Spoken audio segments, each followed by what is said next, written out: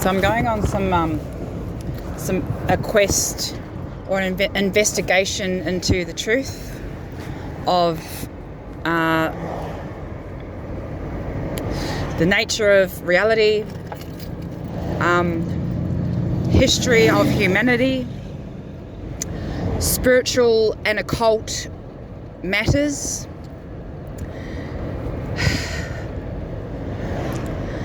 political history and agendas, economic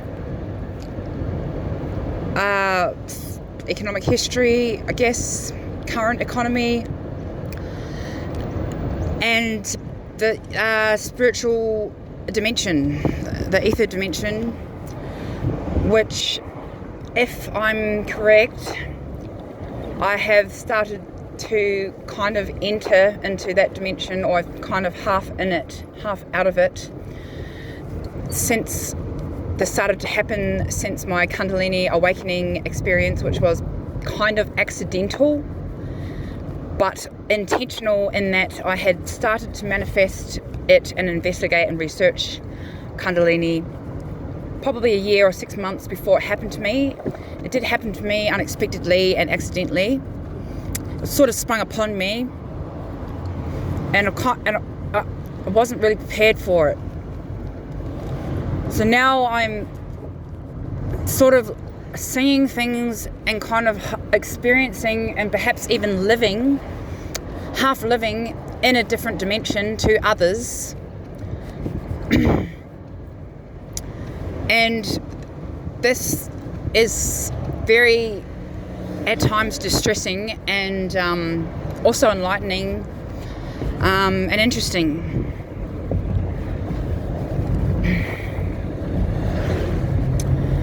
As I dig deeper, when my brain absorbs more information, it's able to kind of collate and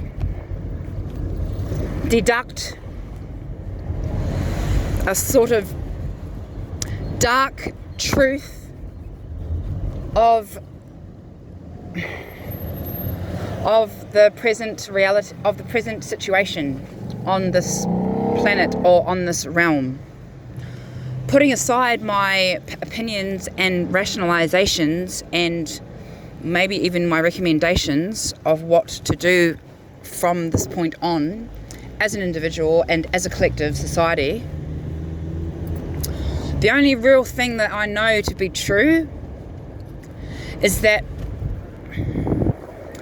my heart guides me. My heart is strong. It is still glowing with love and acceptance and compassion for others.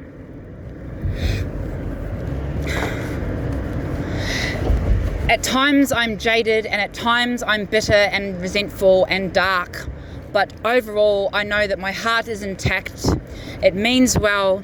It wants to connect with others. It wants to be loved. It wants to give love. And it knows that love really is the key to healing and to wholeness, connectedness, and perhaps even spiritual powers.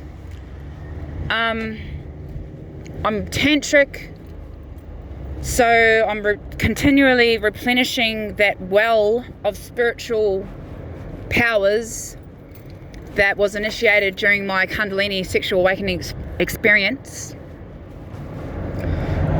However,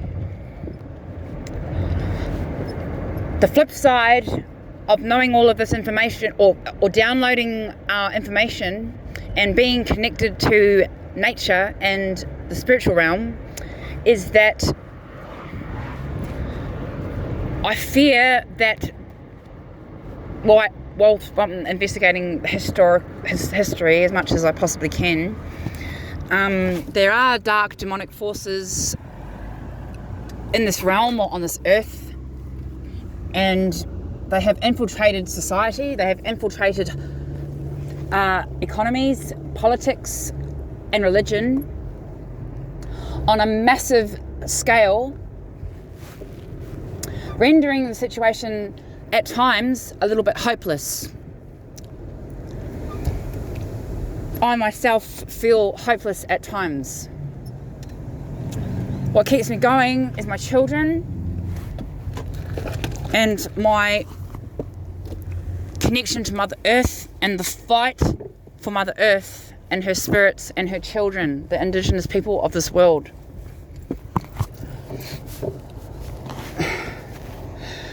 Not to mention my acts of service to others in society who are vulnerable, weak, and disadvantaged.